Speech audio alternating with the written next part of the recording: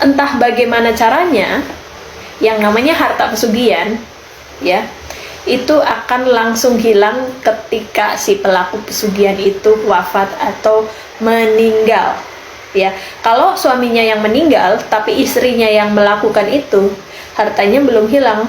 Tapi kalau istrinya yang meninggal duluan, suaminya belum meninggal, hartanya akan langsung hilang.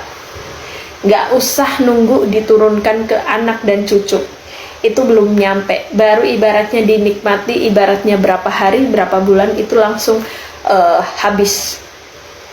Karena seperti uang setan dimakan jin, bawaannya ya pengen dijual-jualin aja, bawaannya nanti anaknya itu nggak benar. Kenapa? Itu sebenarnya harta anak turunannya yang diambil.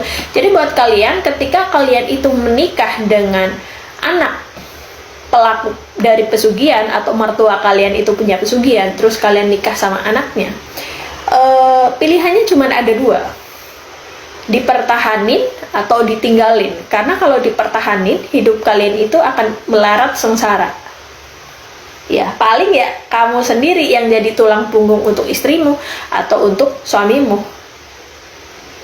Karena suamimu tuh nanti bawaannya males, nggak bisa kerja. Karena apa? Hartanya udah diambil secara batinnya, dia udah kosong, udah diambil semua sama orang tuanya ya.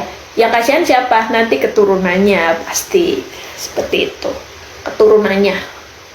Jadi buat kalian, di dunia ini itu kita dikasih dua pilihan, ada jalan lurus, jalan belok. Semua itu tergantung kamu, pilihan kamu, takdir kamu tuh sebenarnya ditentukan oleh pilihanmu.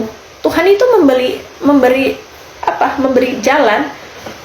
Orang berbuat jahat, orang dikasih jalan, lu mau tobat atau enggak, itu tergantung di diri kalian ya, tergantung di diri kalian mau tobat. Allah buka pintu tobat, tapi kebanyakan orang yang jahat ketika dibukakan pintu tobat, hidupnya nggak bakalan lama.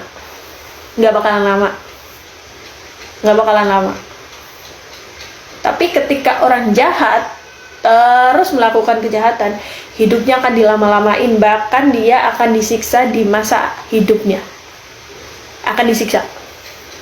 Nah itu dikasih, maaf ya, lumpuh, nggak bisa jalan, tertati-tati. Kayak ibaratnya, kalian pernah ngeliat nggak sih, ada orang yang udah pingin wafat tapi nggak wafat-wafat, sampai teriak-teriak, aku tuh pengen metong aja, tapi nggak metong-metong. Ya itulah sesungguhnya neraka dunia kamu. Itulah sesungguhnya neraka yang harus kau jalani di dunia ini. Nah, seperti itu.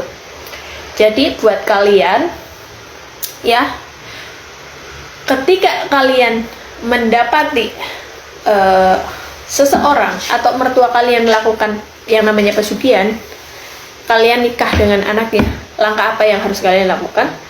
Ya cuma dua itu, bertahan atau pisah. Karena kalau bertahan, hidupmu susah selamanya.